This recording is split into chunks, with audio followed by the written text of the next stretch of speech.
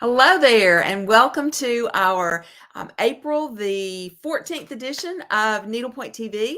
I'm Ellen Johnson. I'm going to be your host, and I'm delighted to be here today with you as we talk about silk ribbon embroidery, making flowers on your needlepoint canvases.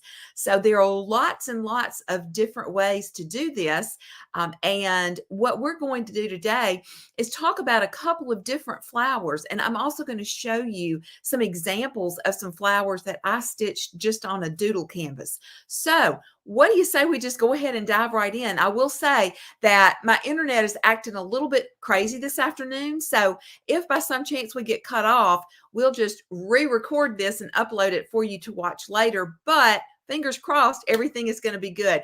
Make sure you tell me where you are watching from. I'd love to know.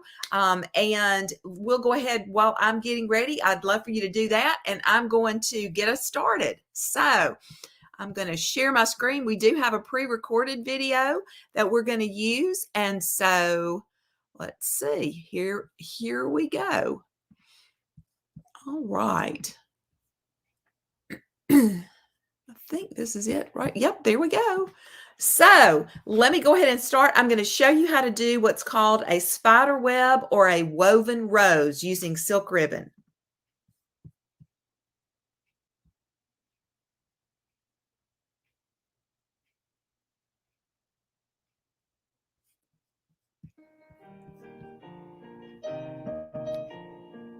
Hi there.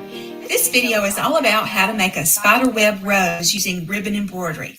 You can see that I have some embroidery floss threaded in a needle, and I have my needle and thread coming through to the front of the canvas and the center of a circle. So what we're going to be doing first is actually establishing the foundation that we're going to use to weave our ribbon through to create the finished rose.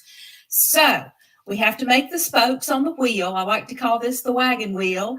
And what you have to do is essentially, and the circle I have drawn here is representative of an area that you would be covering on a needlepoint canvas. So what we have to do is create a 5-spoke wagon wheel type situation or setup on our canvas. First thing you have to do, of course, is come up in the center and then take a straight stitch. Well, let's hop over one canvas thread. Take a straight stitch. It doesn't really matter how many canvas threads you're covering. You're just working to fill the, or to reach out to the edges of the area that you want to put your rose in. So once you have that in place, you've got that first one. Then we're going to come down over here, or actually come back up to the front of the canvas over here at about, I would say 10 o'clock, if you were thinking about a clock face. Then take your needle back through to the back in the center. Next stitch is going to be down here at about 7 o'clock. And again, we're just kind of eyeballing this. This is not a precise measurement here that we're doing, but we do want to make sure that we get these relatively evenly spaced. All right, then we're going to come over here to about, I don't know, let's say, instead of this hole, that's a little, I don't know. Yeah, that's a little close. Let's come up one. There we go. And we're going to take it back down in the center. And then, and so I'd say that's at about 4 o'clock. And then we're going to come up over here at about 2 o'clock-ish. And we're going to take our needle to the back in the center again. And for demonstration purposes, I'm not going to actually tie this off. I'm just going to park it up here on the side of my canvas to get it out of the way.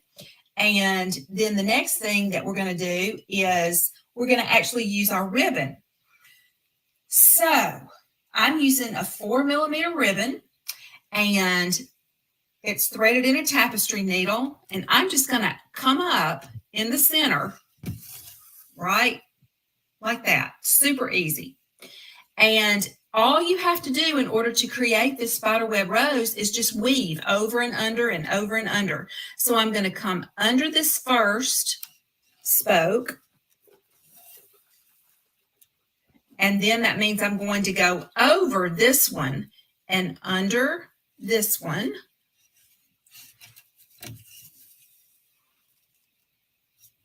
and then over this, under this. And because we have an odd number of spokes, then of course they're going to, be offset so that we're going to eventually cover up these little spokes and you won't even see them. So we're going to go over that and come under this one. And you can see I'm not really pulling real tight. I'm just letting the ribbon kind of lay on top of the canvas. All right, so since I came under that last one, get that fixed. Since I came under this last one, I'm going to go over this one and under this one. You want to make sure that you do get underneath those spokes instead of piercing that thread. All right, under this one, over that one. So we're going to go under this one. I'm just going to keep working until I get all the way out to the edge of the area that I'm trying to cover. So I came under that one. I'll go over this one and go under this one. And then over that, under that one. Okay, then over that one. And you kind of have to start to dig. And the color of the thread, you want to make sure that the color of the thread that you're using is close to the color of the ribbon that you're using so that it doesn't show up. All right, so we went under that one. So we'll go over that one and under this one.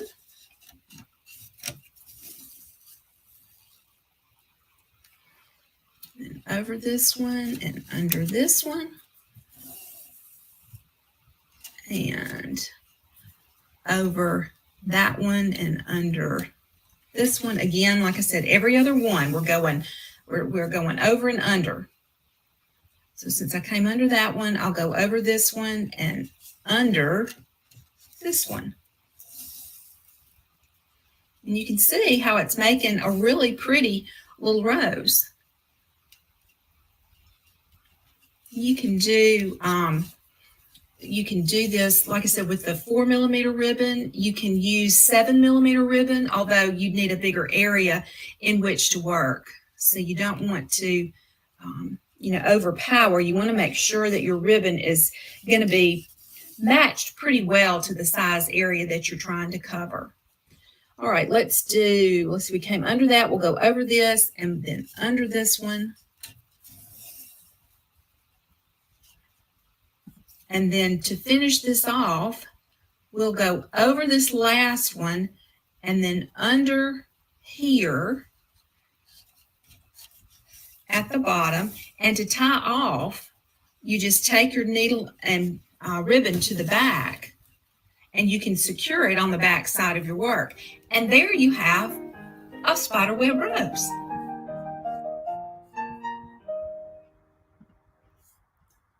All right, so that is how you make a spiderweb or a woven rose. That you can use that on your needlepoint canvases. Beautiful roses could also be used for peonies. You can make them any size you want them to be. Obviously, when you're working with the narrower ribbon, the 2mm and the 4mm, those are going to be better for smaller areas, and the 7mm and the 13mm would be better for the larger areas.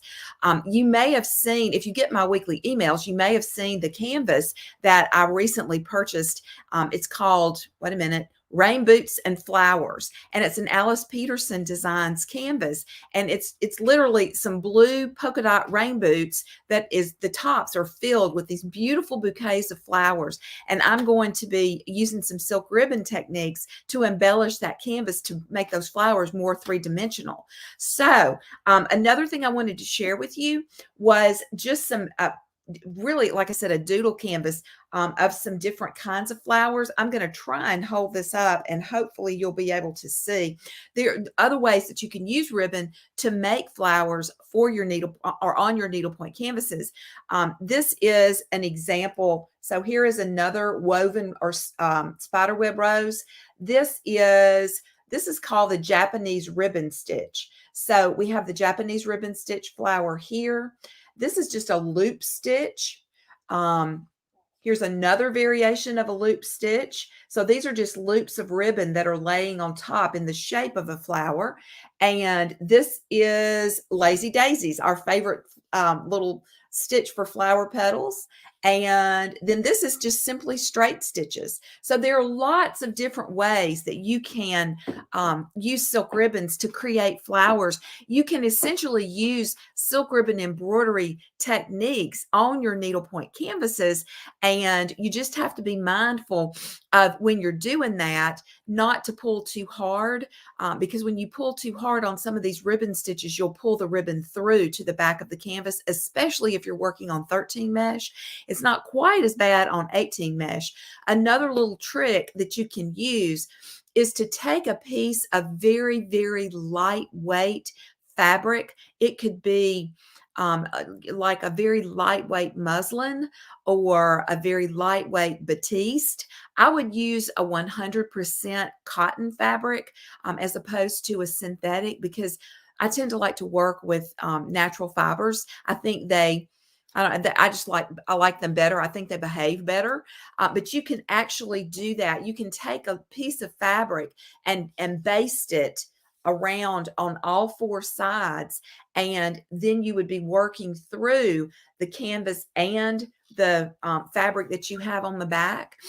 You can use that. When I do that, I usually use a neutral fabric, a neutral colored fabric, or if I have a canvas that, especially if I'm going to be leaving some open stitches or some open areas, I'll try to match that to the color of the painted background. Or if I want something that's a contrast, I'll find a contrasting color, because that color will show through if you have open stitches. If you're not going to use any kind of open stitches, then you can definitely use just a neutral color like a white or a cream. And another thing to keep in mind too, if you have an area on your canvas that is the only area that's going to be silk ribbon, I guess I would do the full piece of fabric on the back of a doodle canvas, because that'll give you the really the what am I trying the oh shucks, what's the word I'm looking for here? It's the strength, or the extra fabric is just the extra fabric that you can use to actually anchor your threads in. That's the purpose in doing that. It adds some extra substance to your project, but it also gives you a place to actually anchor your threads. Because when you're working with silk ribbon, a lot of times you have to use loops, or what are called false knots, and knots or false knots. And so I know in needlepoint we don't leave knots on the back of our work, but a lot of times when you're doing silk ribbon, you have to. Usually just a small loop knot. There are other ways to anchor your thread or your ribbon on the back of your canvas too. You can definitely do that with a needle and thread. Like I said, lots of different ways to anchor. We'll talk about that. That's another topic for another episode. But for sure, you can give some extra strength to your area that you're going to be working on. So for example, if I were stitching the rain boots canvas, I would only put that fabric up behind the area where the flowers were going to be. I wouldn't do it down where I'm going to be doing other different kinds of stitches, or if I were going to be using tent stitch, because it can be more difficult to stitch through that. But you still want to use a very lightweight fabric because you don't want whatever you're doing to be too thick. So in other words, let me see if I have a canvas here. If I wanted to do, this is a 13 mesh, 13 mesh canvas. If I wanted to do some silk ribbon for these trees, then what I would do on the back is I would put some lightweight fabric. I wouldn't use an interfacing. I know that the question is probably going to pop up. Can you use interfacing? I suppose you could, but again, I would just use a very, very, almost a tissue weight fabric, very thin or lightweight cotton muslin or batiste. And what you do then is just baste it in place on the back side where you're going to be working. And then that will give you that extra strength or structure to your canvas, so that you actually have something to work through that's going to give it some extra body. So let me take a peek and see if we have any questions. Hang on one second. I'm going to scroll through. I don't actually think we do. I think we just got a lot of people saying hello. So that is really what I wanted to share with you, were some different flowers that you can make, different ways to make flowers, and show you specifically how to do a woven rose using silk ribbon on your needlepoint canvases. So make sure you subscribe to our channel if you haven't already done that. Click the little red button down below.